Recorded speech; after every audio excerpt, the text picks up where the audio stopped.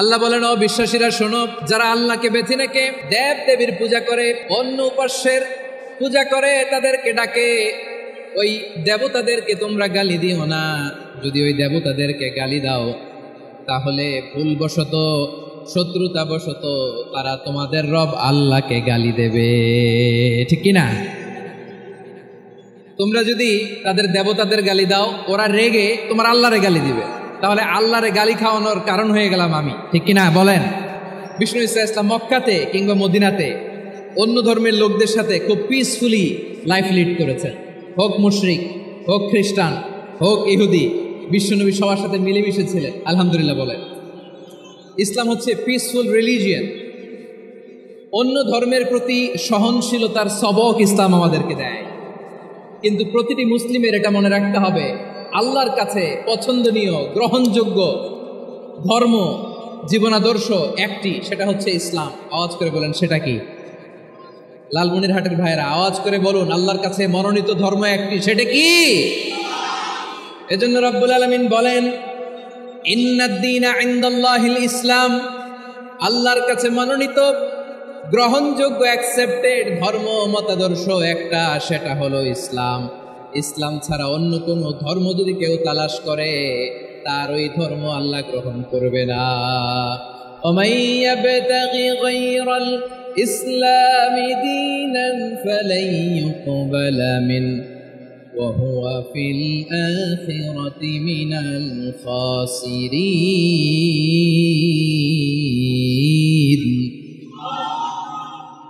Whoever seek anything except Islam, that won't be accepted from him, and he will be loser in the day of judgment. কিয়ামতের দিন ইসলাম ছাড়া কেউ যদি অন্য কোনো ধর্ম তালাশ করেছে দুনিয়াতে, তার এই মতাদর্শ গ্রহণ করা হবে না, and he will be loser, সে হবে লুজার, ক্ষতিগ্রস্ত, হাই হাই কোম্পানির ম্যানেজার, ওর আমও শেষ, সালাও শেষ। আওয়াজ করে বলেন, ঠিক কি না?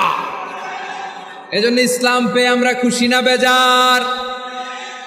প্রত্যেক নামাজ শেষে আমরা আল্লাহরে বলি, আল্লাহ রাদিতু বিল্লাহি রাব্বা ওয়া বিল ইসলামি দীনা ওয়া বি মুহাম্মাদিন নাবিয়ান ওয়া রাসূলা।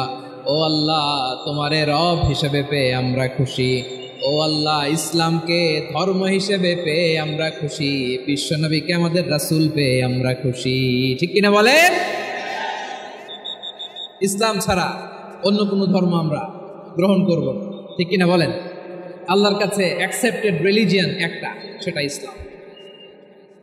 তো বিশ্বনবী সাল্লাল্লাহু আলাইহি ওয়াসাল্লাম মক্কাতে কিংবা মদিনাতে খুব পিসফুলি এক্সিস্ট করেছেন, যে কোনো ধর্মের সাথে মিলেমিশে চলেছে। তার প্রমাণ আমরা যদি রাসূল সাল্লাল্লাহু আলাইহি ওয়াসাল্লামের বায়োগ্রাফির দিকে তাকাই, তাহলে দেখব তিনি মুশরিকদের সাথে পিস ট্রিটি করেছেন, শান্তি চুক্তি, পিস ট্রিটি, পিস এগ্রিমেন্ট।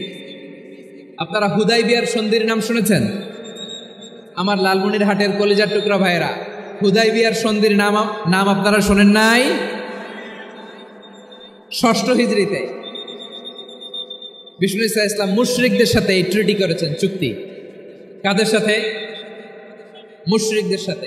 আমরা তো মুসলমান বসতে পারি না, আমরা দুই মুসলিম ভাই একসাথে বসে চা খেতে পারি না, গল্প করতে পারি না। বিষ্ণু ঈসা ইসলাম মুশরিকদের সাথে ট্রিটি করেছেন, হুদাইবিয়ার সন্ধি। এই সন্ধির আগে মক্কা থেকে কেউ মদিনায় যেতে পারে না, মদিনা থেকে কেউ মক্কায় যেতে পারে না। কিন্তু এই সন্ধির পরে ট্রাফিক স্বাভাবিক হয়ে গেল, মক্কার লোকেরা মদিনায় আসতে পারে, মদিনার লোকেরা মক্কায় আসতে পারে। এটাকে বলে সুলহে Hudaibiya, the peace agreement of Hudaibiya, শান্তি চুক্তি। আমরা পৃথিবীতে এখন অনেক শান্তি চুক্তির নাম শুনি, এগুলো সব the piece treaty of Hudaibiya থেকে কপি করা। আল্লাহু আকবার। তাহলে বিশ্বনবী সাল্লাল্লাহু আলাইহি সাল্লাম তিনি যে শান্তিপূর্ণ সহাবস্থানে বিশ্বাসী ছিলেন, মুসলমানেরা যে অন্য ধর্মের প্রতি সহনশীল, তার প্রমাণ হচ্ছে এই পিস ট্রিটি। মক্কার পার্ট গেল, পিস এগ্রিমেন্ট করলেন, শান্তি চুক্তি। বিষ্ণু ঈসা ইসলাম মদিনায় যে কি করলেন? মদিনায় যে বিষ্ণু ঈসা ইসলাম মদিনা চার্টার করলেন, মদিনা সনদ, সাহিফাতুল মদিনা, এটার বলে মদিনা চার্টার।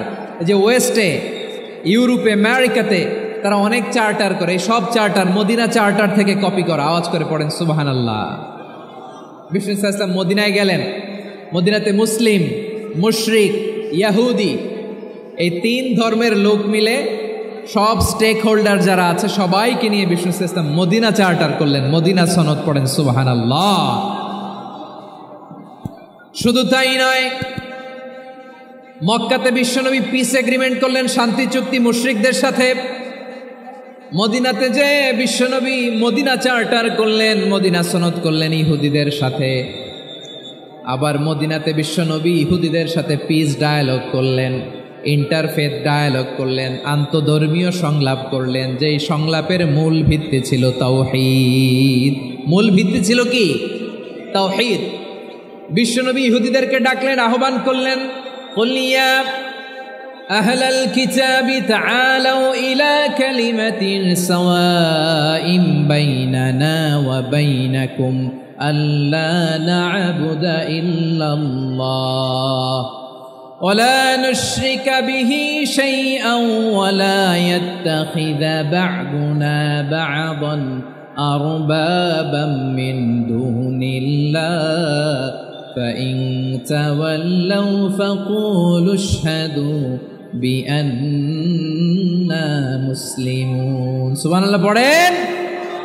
বিশ্বনবী মদিনার ইহুদিদের ডেকে বললেন, ও ইহুদিরা শোনো শোনো, আসো এমন একটা আদর্শের প্রশ্নে আমরা একত্রিত হই যে আদর্শের প্রচার তোমাদের নবীরাও করেছে, আমিও করি। যে আদর্শের কথা তোমাদের পবিত্র ধর্মগ্রন্থগুলোতে আছে, আমার কোরআনেও আছে, সেটা হলো তাওহীদ। আমরা এক আল্লাহ ছাড়া কারো ইবাদত করব না, আল্লাহর সাথে কাউরে শরীক করব না, আল্লাহ ছাড়া কাউরে রব মানব না। পড়েন সুবহানাল্লাহ। তাহলে আমার প্রিয় লালমনিরহাটের ভাইরা, মদিনাতে যেয়ে তিনি মদিনা চার্টার করলেন, মদিনা সনদ, পিস ডায়ালগ করলেন, শান্তির সংলাপ,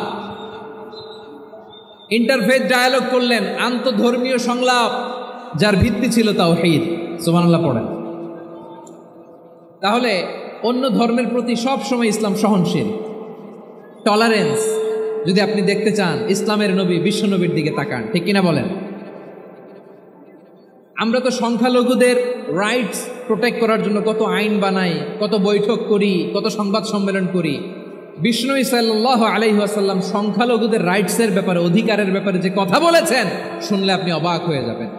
বিশ্বনবী বলেন, আলা মান যালামা মুআহাদান আও ইনতাকাসাহু আও কাল্লাফাহু ফাওকা তাআতিহি আও কাল্লাফাহু ফাওকা তাকাতিহি আও আখাযা মিনহু শাইআন বিগাইরি তিবি নাফসিন ওয়া আনা হাজিজুহু ইয়াউমাল কিয়ামা। খবরদার, জেনে রাখো, কেউ যদি কোনো সংখ্যালঘুর উপরে অত্যাচার করে, কোনো সংখ্যালঘুর প্রাপ্য থেকে যদি কেউ কাউকে ঠকায়, আপনার প্রতিবেশী হিন্দু, ভাবছেন আমার তো পাওয়ার আছে, ওর জমিটা দখল করি। বিশ্বনবী বলেন, কিয়ামতের দিন ওই হিন্দুর পক্ষে তোর বিরুদ্ধে আমি বাদী হয়ে দাঁড়াবো। পৃথিবীর কোন ধর্মে এরকম স্টেটমেন্ট পাবেন?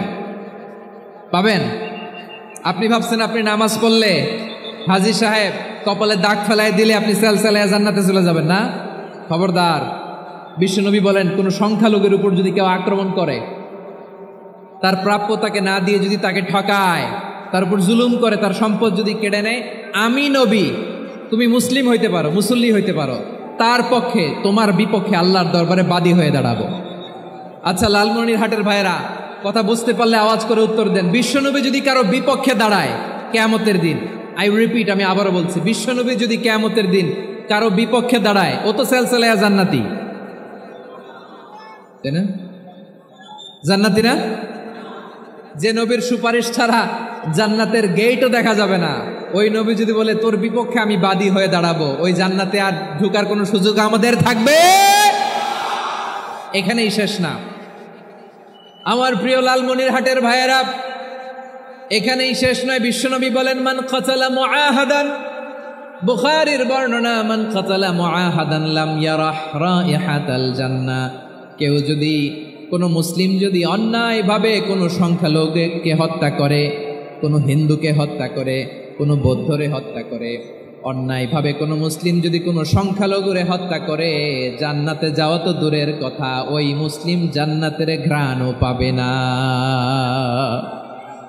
সেই বুখারীর বর্ণনা, মান কাতালা মুআহাদান লাম ইয়ারাহ রাইহাতাল জান্নাহ ওয়া ইন্না রিহাহা লা ইউজাদু মিন মাসিরাতি 40 আমা, যে জান্নাতের ঘ্রাণ 40 বছর দূরের রাস্তা থেকেই পাওয়া যায়।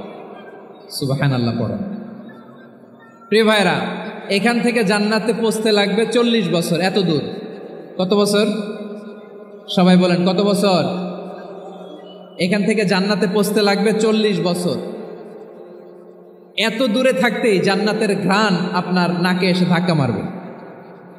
বিষ্ণুই বলেন, যে ব্যক্তি কোনো সংখ্যালঘুকে হত্যা করে জান্নাতের ঘ্রাণ তো পাবেই, জান্নাতে তো ঢুকতে পারবেই না, জান্নাতের ঘ্রাণও তার নাকে লাগবে না। পড়েন না আউযুবিল্লাহ। তাহলে সংখ্যালঘুদের ব্যাপারে ইসলামে অধিকার দেয়া আছে না নাই? লালমনিরহাটের ভাইয়ের আওয়াজ করে বলেন, আমার সংখ্যালঘু হিন্দু ভাইদের রাইটস, অধিকার আমাদের ইসলামে প্রোটেক্টেড আছে না নাই? এখানেই শেষ না। বিষ্ণু ইসলাম আপনার অমুসলিম প্রতিবেশীর সাথে ভালো আচরণ করতে বলেছে। আমাদের হয় না, এটা মুসলিম পাড়া ওটা বৌদ্ধ পাড়া, হয় না? অনেক সময় হয় না, এটা আমাদের মুসলিম পাড়া ওইটা হিন্দু পাড়া, এরকম আছে না নাই? লালমনিরহাটে নাই না? আছে। হিন্দু যদি আপনার প্রতিবেশী হয় কি করবেন? ওরে কষ্ট দিবেন নাকি? কেন? ও তো হিন্দু, ও তো আমার আল্লাহরে ডাকে না, ওরে কষ্ট দিলে জায়েজ হবে না? খবরদার। বিষ্ণু ইসলাম বলেন, মান কানা ইউমিনু বিল্লাহ ওয়াল ইয়াউমিল আখির ফালিউকরিম জারাহ, যে আল্লাহ বিশ্বাস করে আর আখিরাতে বিশ্বাস করে সেজন্য প্রতিবেশীর সাথে ভালো আচরণ করে। সুবহানাল্লাহ। কলিজা জুড়ায় যায় না আমার নবীর কথাগুলো শুনলে? যে আল্লাহ বিশ্বাস করে, যে আখিরাতে বিশ্বাস করে সেজন্য প্রতিবেশীর সাথে ভালো আচরণ করে। এখানে বলছে মুসলিম প্রতিবেশী বলছে, নামাজি প্রতিবেশী বলছে, আল্লাহওয়ালা প্রতিবেশী বলছে না। প্রতিবেশী আস্তিক হোক নাস্তিক হোক, প্রতিবেশী মুমিন হোক মুশরিক হোক, প্রতিবেশী হইলেই তার সাথে ভালো আচরণের দরকার আছে না নাই? আমার প্রিয় লালমনিরহাটের ভাইয়েরা, বিষ্ণু ইসলাম ওনার ইহুদি প্রতিবেশীদের দেখাশোনা করতেন। আমার প্রিয় ভাইয়েরা, প্রতিবেশী আস্তিক হোক নাস্তিক হোক, মুসলিম হোক হিন্দু হোক, তার সাথে ভালো আচরণ করতে হবে। বিষ্ণু ইসলাম ওনার ইহুদি প্রতিবেশীর বাসায় যেতেন। কোন প্রতিবেশী? ইহুদি। আওয়াজ করে বলেন, কোন প্রতিবেশী? ইহুদি। এক ইহুদি কিশোর বিষ্ণু ইসলামের খেদমত করতে, ইহুদি ছেলে আমার নবীর খেদমত করতো, তারা ছিল নবীর প্রতিবেশী। তো অনেক দিন হয় ইহুদি ছেলেটা আসে না। বিষ্ণুনবী খোঁজ দিলেন, ঘটনা কি? একটা ইহুদি ছেলে না আমার খেদমতে আসতো, ছেলেটা কই? খোঁজ নিয়ে জানলেন ছেলেটা অসুস্থ। বিষ্ণু ইসলাম ওই ইহুদির বাড়িতে চলে গেলেন ওই ছেলেটাকে দেখা করার জন্য, ভিজিট করার জন্য। সুবহানাল্লাহ পড়বেন না? গেলেন, যে দেখে ইহুদি ছেলেটা মুমূর্ষ, যান যায় যায় ভাব, বিছানায় পড়ে আছে, তার বাবা দাঁড়ানো। বিশ্বনবী তার মাথার পাশে বসলেন, মাথায় হাত বুলিয়ে দিলেন, আর ছেলেটাকে বললেন, আসলিম, হে ইহুদি ছেলে, আসলিম, ইসলাম ধর্ম গ্রহণ করো। তো ছোট্ট ছেলে ভাবে আমরা ইহুদি, এখন ইসলাম ধর্ম গ্রহণ করলে আব্বা যদি বকা দেয়, ফানাযারা ইলা ওয়াজহি আবি, ছেলেটা তার বাবার চেহারার দিকে তাকালো, দেখি আব্বা কি কয়। আব্বা যদি বলে তাইলে ইসলাম ধর্ম গ্রহণ করবে। ইহুদি ছেলেটা তার বাবার দিকে যখন তাকালো, ওর বাবা বলে, আতি আবুল কাসিম, আবুল কাসিম যা বলে তাই করো। আবুল কাসিম হচ্ছে বিষ্ণু ইসলামের একটা কুনিয়াত, উপনাম। আমার রাসূলের বড় ছেলের নাম ছিল কাসেম। যেমন দেখবেন আমাদের এলাকায় কারো ছেলের বড় ছেলের নাম যদি হয় আব্দুল্লাহ, এরা আব্দুল্লাহর বাপ বলে ডাকে। কারো বড় মেয়ের নাম যদি হয় ফাতেমা, এরা কি ডাকে? ফাতেমার বাপ বলে না? তো বিষ্ণু ইসলামের বড় ছেলের নাম ছিল কাসেম। ইহুদি বাবা বলল, আতি আবুল কাসেম, আবুল কাসেম যা বলে তাই শোনো, মানে মোহাম্মদ যা বলে তাই শোনো।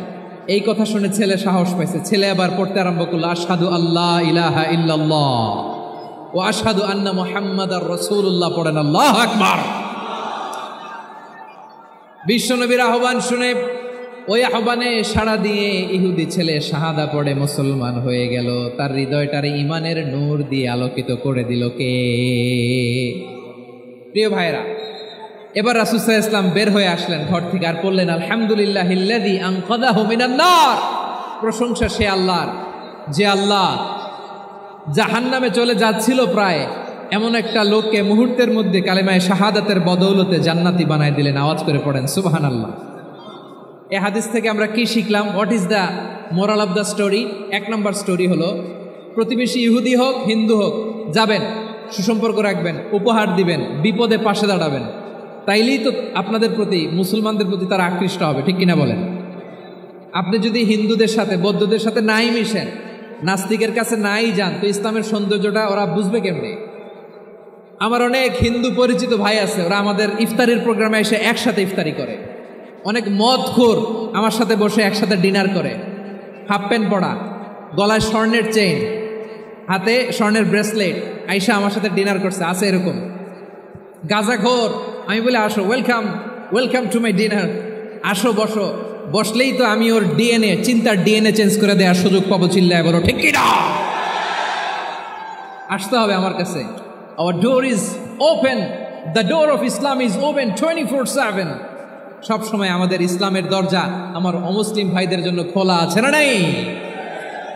এই হাদিস থেকে 2টা শিক্ষা। 1 নম্বর শিক্ষা, প্রতিবেশী মুসলিম হোক অমুসলিম হোক, যান, অসুস্থ হইলে একটু আপেল নিয়ে যান, আঙ্গুর নিয়ে যান, কমলা নিয়ে যান, তাদের সাথে ভালো আচরণ করেন। ইসলামের বিউটি দেখে, সৌন্দর্য দেখে অবাক হবে, নসিব ভালো হলে কোনোদিন কালিমা পড়ে মুসলমান হয়ে যাবে, ঠিক কিনা বলেন? তাহলে অমুসলিমের সাথে ভালো সম্পর্ক। বিশ্বনবী ইহুদির বাড়িতে গেলেন, ইহুদির বাড়ি, আর আমার মুসলমান ভাই আমার কাফের বলে, এরকম আছে না নাই? মুসলিমরা দেখতে পারে না, সহ্য করতে পারে। বিশ্বনবী সাল্লাল্লাহু আলাইহি ওয়াসাল্লাম ইহুদির বাড়িতে গেলেন, এটা একটা শিক্ষা। আচ্ছা, 2 নম্বর শিক্ষা হলো, বিশ্বনবী সাল্লাল্লাহু আলাইহি ওয়াসাল্লামের খাদেম ছিল ইহুদি, এতদিন খেদমত করলো, একদিনও বিশ্বনবী ওরা কালিমার দাওয়াত দেয় নাই। কারণ কি? বিশ্বনবী একটা ভালো সময়ের অপেক্ষা করতেছিলেন, প্রপার টাইমিং। দাঈর কাজ হচ্ছে দাঈ ইলাল্লাহ, সে হচ্ছে সুযোগ সন্ধানী। দাঈ সুযোগ খুঁজে, কখন দাওয়া দিলে ব্যাটে বলে হবে, ঝোপ বুঝে কোপ মারে, ঠিক কিনা বলেন? বিষ্ণু সাল্লাল্লাহু আলাইহি ওয়াসাল্লাম ভালো সময়ের অপেক্ষা করতেছিলেন, দেখি ভালো সময় আসুক আসুক আসুক আসুক। আস্তে আস্তে এমন সময় আসছে, ছেলে এবার মুমূর্ষ, অসুস্থ ব্যক্তির হৃদয় অত্যন্ত নরম থাকে। হসপিটালে যখন কেউ যায় তার হৃদয়টা বড্ড নরম থাকে, মৃত্যুর ভয়ে তার অন্তরটা নরম থাকে, ঠিক কিনা বলেন? এই প্রপার টাইমিং এর অপেক্ষা করতেছিলেন। যখনই টাইমিং পেয়েছেন, দাওয়াত দিলেন, পড়ো লা ইলাহা ইল্লাল্লাহ, সুবহানাল্লাহ পড়েন সবাই। তাহলে ইসলাম অমুসলিম প্রতিবেশীর সাথে ভালো আচরণ করতে বলে। ইসলাম অমুসলিম মাতা পিতার সাথেও ভালো আচরণ করতে বলে। মাতা পিতা যদি অমুসলিম হয়, তারা ফেলে দিতে পারবেন? পারবেন? আমার লালমনিরহাটের ভাইয়েরা, অনেক হিন্দু ছেলে আমাদের হাতে শাহাদা পড়ে মুসলিম হয়, কিন্তু ওর মা মুসলমান হয় নাই, বাবাও হয় নাই, এরকম আছে না নাই? তো ও হয়েছে মুসলিম, মা বাপ হিন্দু, এখন মা বাপ কি বাদ? হ্যাঁ, মা বাপ বাদ দেয়া যাবে? যেই মা আপনার 9 মাস 8 মাস পেটে ধারণ করলো, আপনার মায়ের নার ছেঁড়া ধন, আপনি ওই মারে বাদ দিতে পারবেন? যেই মায়ের বুকের তাজা দুধ খেয়ে আপনি আজকে বাড়ন্ত তাজা তরতাজা, ওই মারে বাদ দেয়া যাবে? মায়ের এক ধারে দুধের দাম, কাটিয়া গায়ের চাম, পাপুষ বানাইলে ঋণের শোধ হবে না, এমন দরদি ভাবে কেউ হবে না আমার মাহাগো। মায়ের এক ধারে দুধের দাম, কাটিয়া গায়ের চাম, পাপুষ বানাইলে ঋণের শোধ হবে না, এমন দরদি ভাবে কেউ হবে না আমার মাহাগো, ঠিক কিনা? মাকে তো বাদ দেওয়া যায় না। وَقَضَى رَبُّكَ أَلَّا تَعْبُدُوا إِلَّا إِيَّاهُ وَبِالْوَالِدَيْنِ إِحْسَانًا। আল্লাহ বলে, অবধারিত 2টা ভার্ডিক্ট তোমাদের জন্য, এক আল্লাহর ইবাদত করবা আর মা বাবার প্রতি ইহসান করবা। আদেশটা কার? মা বাবার প্রতি ইহসান করতে হবে। আমার মা হিন্দু হোক, ভালো আচরণ করতে হবে, বৌদ্ধ হোক, ভালো আচরণ করতে হবে। আমার যে সমস্ত হিন্দু ভাইয়েরা মুসলিম হয়েছ, তোমাদের মা বাবা এখনো মুসলমান হয় নাই, তাদের সাথে ভালো আচরণ করতে হবে। আপনাদের খেদমত নিজে করতে হবে, অথবা খেদমতের ব্যবস্থা করাই দিতে হবে। মান্থলি যে খরচ লাগে এটা দিতে হবে। আরে তুমি এখন মুসলিম, তোমার মা বাবা হিন্দু, এখনই তো সুযোগ ইসলামের সৌন্দর্য দেখানো। এখন মা বাবা যদি দেখে, আরে এটা হিন্দু থাকতে তো বদমাইশ ছিল, বেয়াদব ছিল। কি এমন ধর্ম সে গ্রহণ করলো যেটা গ্রহণের সাথে সাথে সে পাল্টে গেল? কি এমন ধর্ম সে গ্রহণ করেছে যেটা তার জীবনকে আলোকিত করে দিয়েছে? নসিব ভালো হইলে তারাও কালিমা পড়ে মুসলমান হয়ে যাবে।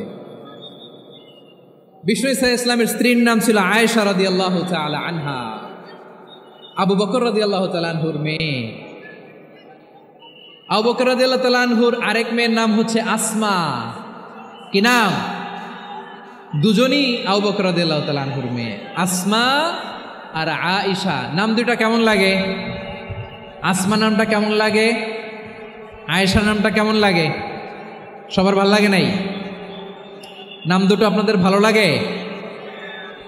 লালমনিরহাটে অনাগত যদি কন্যা সন্তান হয়, যদি মনে চায় আসমা রেখে দিতে পারবেন, যদি মনে চায় আয়েশা রেখে দিয়েন। দেশে বিদেশে এয়ারপোর্টে রাস্তাঘাটে শুধু বলে হুজুর একটা নাম দেন, আমার ছেলের একটা নাম দেন, মেয়ের একটা নাম দেন। তো আমার মনে আছে যশোরের আদ্দিনের মাহফিলে আমি একটা দুইটা নাম দিয়েছিলাম। আজকে লালমনিরহাটের এই প্রোগ্রামে কন্যা সন্তান যদি হয় দুটা নাম দিলাম, আসমা কিংবা আয়েশা। ইনশাআল্লাহ পড়েন। দুজন বোন, এক মায়ের না, বাবা এক মা দুজন। আয়েশা রাদিয়াল্লাহু তাআলা আনহার মায়ের নাম উম্মে রুমান, আর আসমা রাদিয়াল্লাহু তাআলা আনহার মায়ের নাম কুতাইলা বিনতে আব্দুল উজ্জা। আবু বকর রাদিয়াল্লাহু তাআলা আনহু 4টা বিয়ে করেছিলেন। তো একই ঘটনা ঘটেছে এই ফ্যামিলিতে। আসমা ইসলাম ধর্ম গ্রহণ করে মুসলিমা, কিন্তু তার মা কুতাইলা মুশরিকা। আই রিপিট, বোঝার জন্য আমি আবারও বলি, আসমা রাদিয়াল্লাহু তাআলা আনহা মুসলিমা, আর আসমার মা কুতাইলা, আওয়াজ করে বুঝে থাকলে বলেন, আসমার মা মুশরিকা। তার মানে মেয়ে মুসলিম, মা অমুসলিম। ভেজাল আছে না নাই? কিন্তু কুতাইলা আর ধৈর্য ধারণ করতে পারে না। নার ছেড়া ধন, কলিজার টুকরা ধন, কলিজার টুকরা সন্তান আসমারে দেখতে বড্ড মন চায়। সাইয়েদানা আসমা রাদিয়াল্লাহু তাআলা আনহা মক্কা থেকে হিজরত করে মদিনায় চলে গেলেন। হুদাইবিয়ার পর যখন মক্কা মদিনার ট্রাফিক স্বাভাবিক হলো, মক্কার লোক মদিনায় যায়, মদিনার লোক মক্কায় আসে। কুতাইলা কলিজার টুকরা সন্তান আসমারে দেখার জন্য কিছু উপহার নিয়ে বিশাল মরুপথ পাড়ি দিয়ে মক্কা থেকে মদিনায় যায়। সুবহানাল্লাহ বলেন। এখন মা আসছে মেয়ের সাথে দেখা করতে, মেয়ে তো আর দেখা দেয় না। মেয়ে ভাবছে আমার মা তো মুশরিকা, অপবিত্রা, তার সাথে কি দেখা দেয়া যাবে? বিশ্বনবীর দরবারে চলে গেলেন। সুবহানাল্লাহ বলেন। কি সৌভাগ্যবান ছিল তারা, মাসলা জানার দরকার হলেই নবীর দরবারে চলে যেত। ঘরে বউয়ের সাথে ঝগড়া হলে নবীর দরবারে চলে যেত। অনেক সাহাবী বলে আমার পেটে ক্ষুধা লাগলো আমি নবীর কাছে চলে যেতাম, কারণ নবীর চেহারার দিকে তাকালেই আমার পেটের ক্ষুধা মিটে যেত।